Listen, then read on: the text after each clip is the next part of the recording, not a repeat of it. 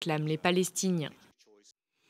Cette évolution dans le processus de paix en Afghanistan, des négociations de paix doivent débuter entre les insurgés et les talibans et pour cela, quelques 400 prisonniers talibans devaient être libérés conformément à cette conférence qui s'est tenue la semaine dernière à Kaboul.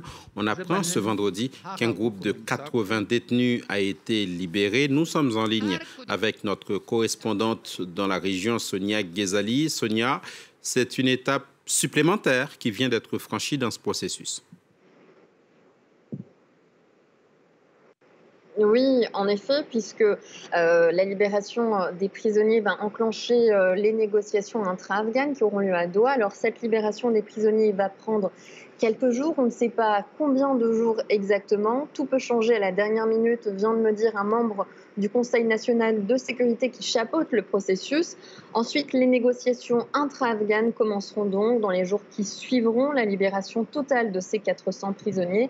Ces négociations auront lieu à Doha, au Qatar, et c'est une étape importante sur le chemin de la paix, mais le chemin est encore long et c'est ce qu'il faut bien souligner car ces discussions intra-afghanes ont déjà 6 mois de retard sur le calendrier initial et elles promettent d'être difficiles. C'est ce que disent plusieurs chercheurs et ils expliquent en effet que ce que le retard et les désaccords autour de la libération des prisonniers a montré, c'est finalement comment les deux parties campent fermement sur leur position et évidemment comment il sera difficile pour chacun de faire des compromis. Il faut bien évidemment s'attendre à un bras de fer comme dans toute négociation, mais ce bras de fer-là s'annonce très compliqué.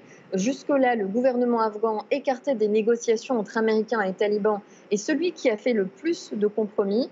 Une fois à la table des négociations, une autre dynamique devra s'enclencher, car les talibans, s'ils veulent vraiment la paix, devront en faire à leur tour. Dans ces conditions, quelle est, Sonia, la prochaine étape? Justement, la prochaine étape, ce sont ces négociations intra-afghanes qui auront lieu à Doha, au Qatar, là où il y a près d'un an, Américains et talibans ont conclu cet accord de retrait des troupes étrangères en échange de la garantie des talibans de couper tout lien avec les insurgés les plus extrémistes, avec les groupes terroristes. Et les talibans se sont également engagés à entamer ces négociations intra-afghane. Ce que l'on peut dire également, puisque c'est important, c'est que cette libération de ces 400 prisonniers eh bien, fait grincer des dents, même plus que cela, puisque certains membres de la société civile disent avoir été sous le choc. Pour elles, eh bien, cela signifie que c'est un sacrifice de la justice au détriment des victimes de guerre.